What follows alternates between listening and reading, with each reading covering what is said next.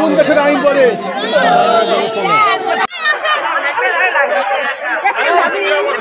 জায়গা পাইনি ময়না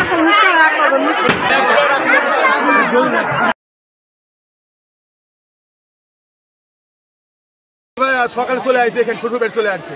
শ্বশুর বাড়ি আসার পর শ্বশুর ডাকিয়ে চলে আসছে 8:30 9টার দিকে।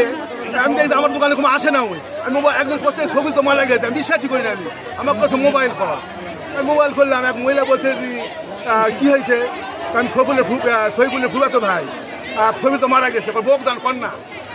শহীদুলের মোবাইল দিয়ে আমাকে বললো।